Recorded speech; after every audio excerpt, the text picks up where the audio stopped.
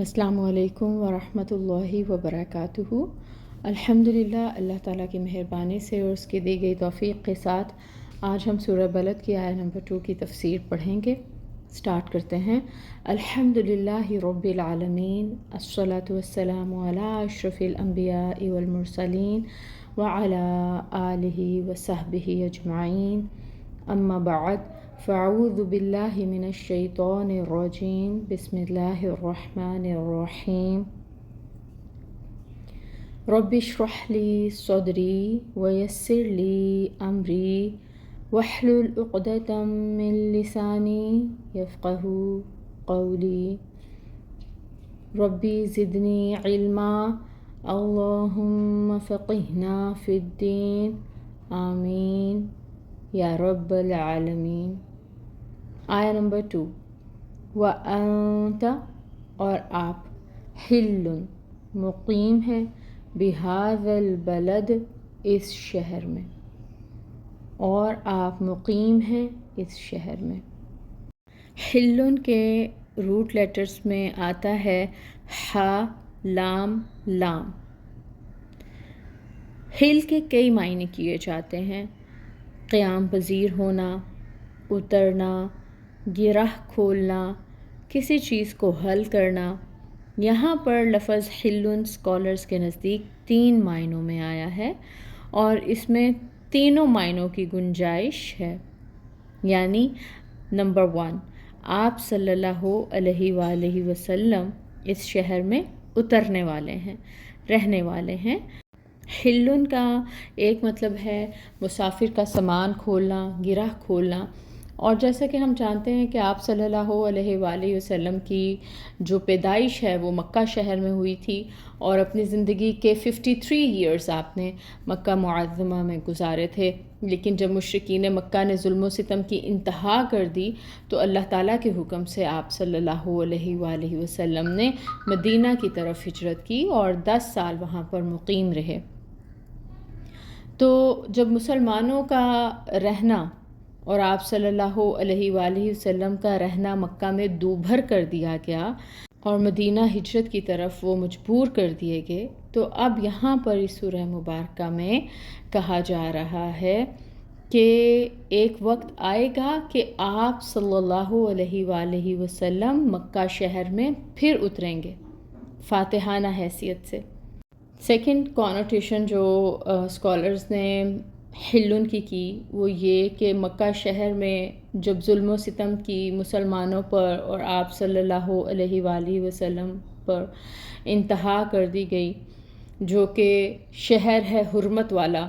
جہاں پر کسی کو اذیت نہیں دی جا سکتی، خون نہیں بہایا جا سکتا،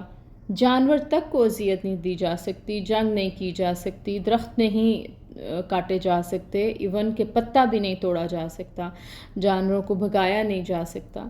وہاں پر آپ صلی اللہ علیہ وآلہ وسلم پر اور مسلمانوں پر طرح طرح کی مشکلات آئیں، ظلم و ستم کی انتہا کی گئی، اور آپ صلی اللہ علیہ وآلہ وسلم کو اس شہر میں حلال کر لیا گیا۔ آپ صلی اللہ علیہ وآلہ وسلم کی کوئی حرمت اور آپ کا احترام مشرکین نے باقی نہیں رہنے دیا۔ تو اس طرف اشارہ ہے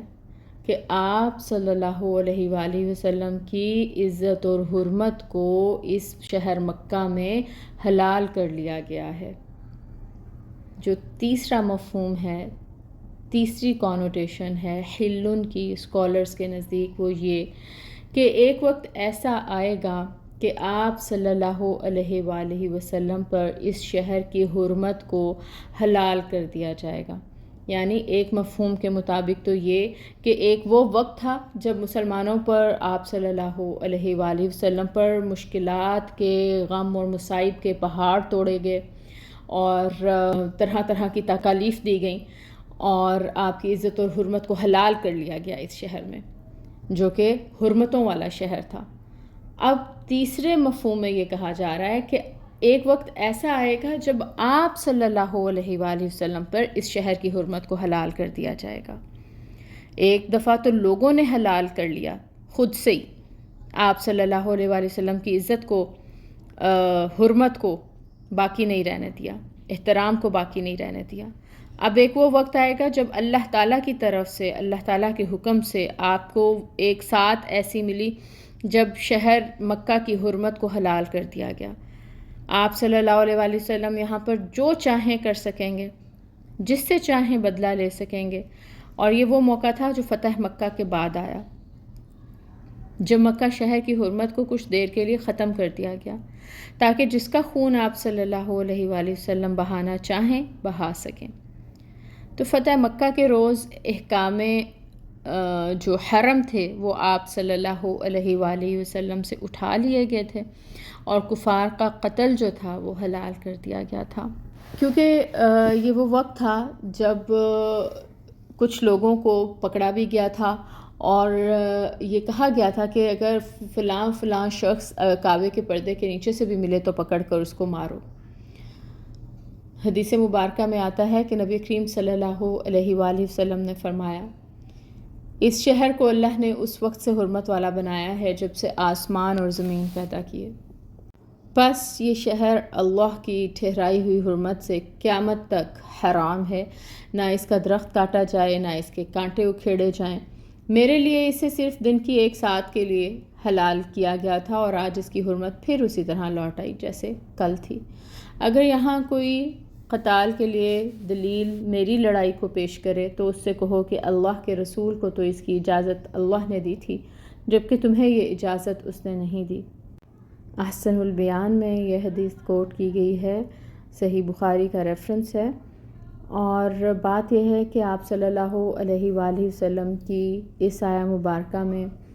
شان بیان ہو رہی ہے کہ وہ چیز جو اول سے آخر تک کسی کے لیے حلال نہیں تھی،